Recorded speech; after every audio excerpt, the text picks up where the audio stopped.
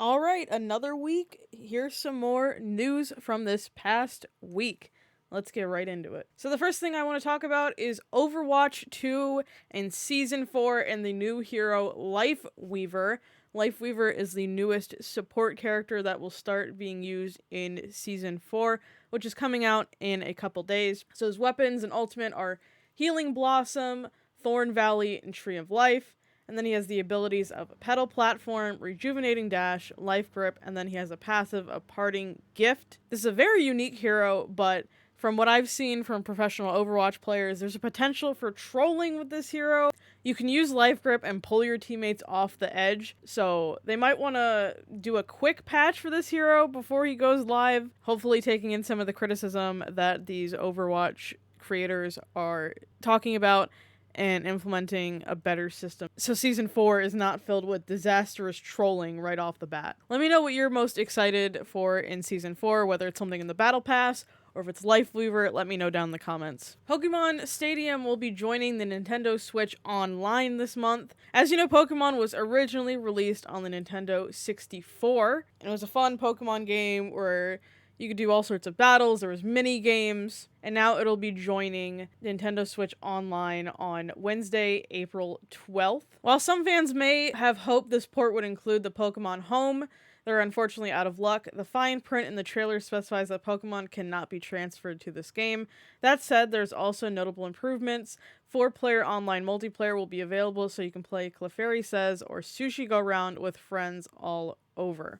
I've never actually played Pokemon Stadium. It was a bit before my time, and I never owned a Nintendo 64, so I'm super excited to try this out. So unfortunate news for a long-awaited sequel from Electronic Arts. Alice Asylum has been officially rejected by Electronic Arts. For those unfamiliar, Alice Asylum is the much-awaited sequel to American McGee's Alice and Alice Madness Returns. According to a tweet by American McGee, his team reached out to EA regarding funding or licensing for the property. Sadly, this did not turn out favorably, as the publisher has decided to pass on the project, citing market conditions, details of the product proposal, and the results of an internal analysis of the IP as the basis. As you can see from the tweet here, Alice Asylum has reached the end. After several weeks of review, EA has come back with a response regarding funding and or licensing for Alice Asylum.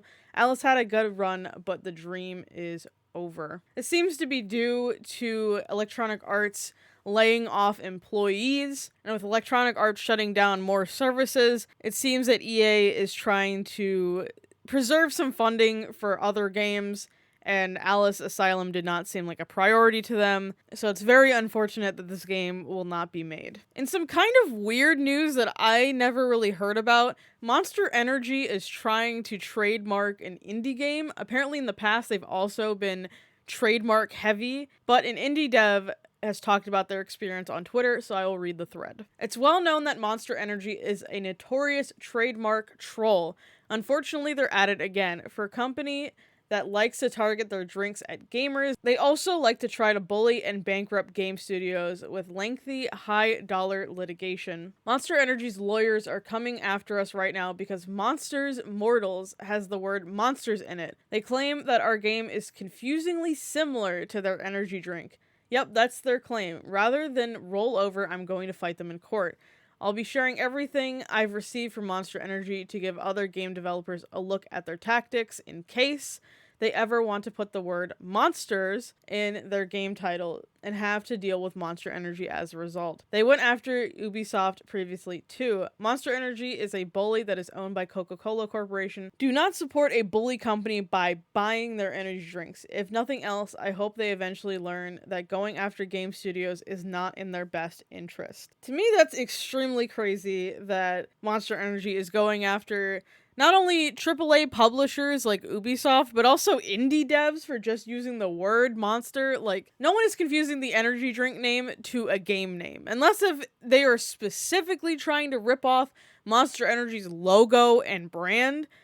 But that is not the case here. That is definitely not the case. and I really hope that this case goes in favor of the indie dev. And in our final bit of news, we're going to be talking about Emulation and Microsoft. Microsoft is barring its users from running game emulators on the Xbox Series X and S on Thursday. Twitter user Gamer12, who's involved with the distribution of the RetroArch emulation software on Xbox, posted the error message they received when attempting to launch emulated content. As you can see from this screenshot, it says unable to launch this game or app.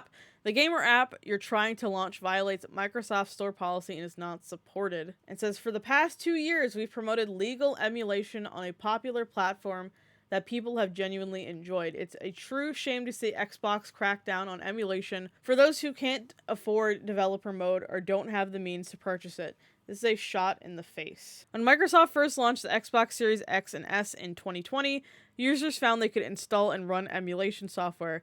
This made it possible to play a whole range of classic titles on the Xbox Series X and S, including games from the PlayStation 2, GameCube, and Wii, and others. But now it seems that this nearly 3-year run has come to an end. As pointed out by Gamer12, you can still emulate games on the Xbox Series X and S, but only if you put the device in developer mode, which you have to pay for. Microsoft seems to have only gotten rid of the option when the console's put in retail mode, something all users can switch on for free with little technical know-how. While it's still not clear what prompted the change, Aliana, an active emulator fan who says she is a Microsoft Azure developer, claims she contacted an unnamed friend at the Xbox QA team about the issue weeks ago, who said the reason for the ban is Nintendo. While the source and claims of the message haven't been verified or confirmed, it reads the primary reason for the ban is related to legal issues with Nintendo. While emulating itself is not illegal, it can be used to play games from consoles that are still under copyright protection without permissions, which can create issues with Nintendo and its affiliates. And as we all know, Nintendo is very strict about emulation, and they do not like it. So this is very unfortunate. I know some people are very against emulating, but I think it's a good way to preserve games, in my opinion. And I'm not saying Nintendo can't do this. This is their games being emulated on a console that they do not make, but it still sucks that game preservation is taking a hit. If I missed any news this week, feel free to leave me a comment down below. And if you did like this video, please give it a big thumbs up. It helps me out a lot. And if you want to see more news next week, hit that subscribe button and ring the notification bell so you know when the video is out. Thank you for watching.